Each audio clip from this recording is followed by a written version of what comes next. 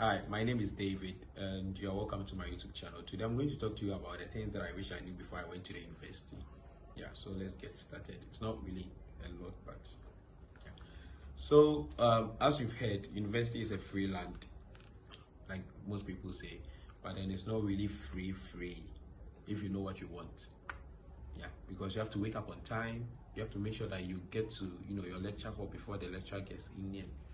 It's a whole lot. Nobody's going to tell you to wake up on time. Nobody's going to tell you to do your assignments, because one thing about university is that the more you procrastinate, the harder it becomes. University is not that difficult, if you ask me. It's not that difficult to get a first class, even if you ask me. You just have to know when to do your stuff.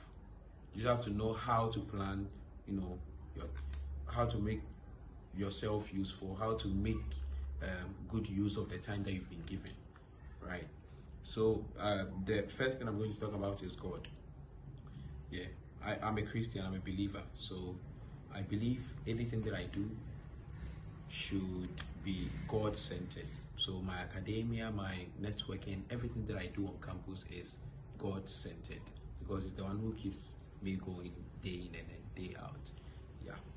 So one thing, a tip for Christians: university is just like high school, but then this time around you don't really get. You see, in high school you get this particular senior or this particular friend that keeps on telling you that, "Charlie, read the Bible, do this, do that." Some people even go to class very early to read their Bible before they start their lessons. But this time around, these are not classrooms, these are lecture halls, meaning it's being used by different kinds of groups. I'm doing computer science, someone is doing cyber security. The person those kind of people, those like the person's class, the group, those cybersecurity group of people will come and use the same, or when they are done they will leave, and then my class will come and also use the same, or after that another class will come. So you only go there when you have lectures. You don't get to go and sit there unless you want to sit outside the classes and flower benches and other stuff. But what I'm trying to tell you is that you have to make time for God. You wake up every morning, you do your quiet time per your timetable. You can find time. You can find time for anything that you actually want to. That's true. So you find time for God. Yeah, because if you don't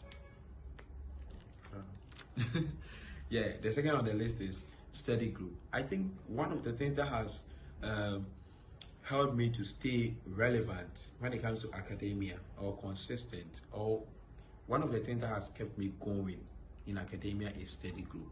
When I went to school, I knew university there, it's not like high school.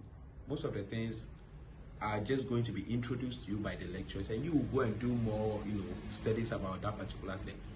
Therefore, you need people who are good at certain courses and other stuff. Yeah, because no matter who you are, people will know something that you don't know, just that you will know something that they don't know. So you have to come together and then share the idea, but make sure that your study group doesn't turn to a conversation something. Because if you realize that anytime that you meet your study group, you are always talking about different things instead of studying, then you should create that study group, or find a loophole and then take the person out. When the person is serious, you bring the person back. It's as simple as that. Don't make a study group that's more than 7 people. It's going to tend to bullshit something. Sorry for the word, Jesus Christ. Sorry. Yeah. So study group has really helped me. I think I intentionally selected people that I wanted to be in my group. I created a study group. So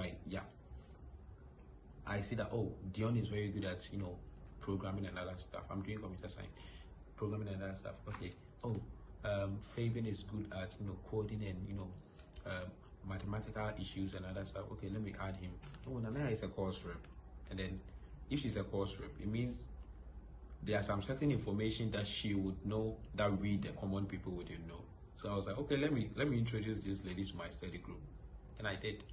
Oh, this person is also good at networking with other people. So even if as a study group we need something and then we are not getting it, this person can get it for us.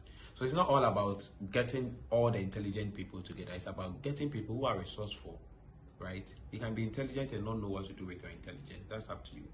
But what I'm trying to say is that get people who are relevant, people who are going to make your academic life very, very easy. There's one particular person in my group.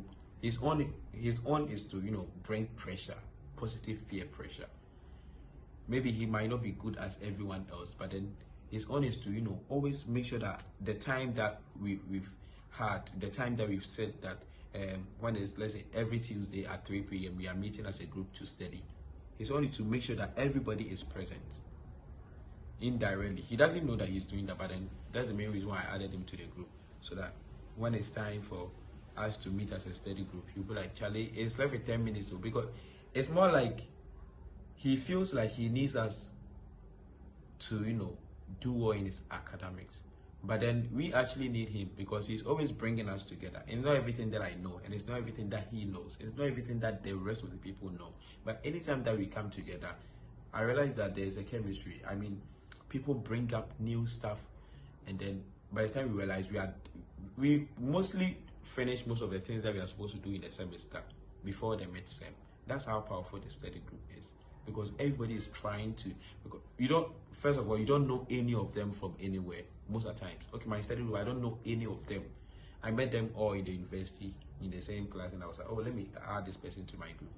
And 7 people, we are okay. I mean, people came later and they wanted to, you know, join our study group and all that, but I feel like, no, if they do, it's going to affect us negatively because we didn't start with them.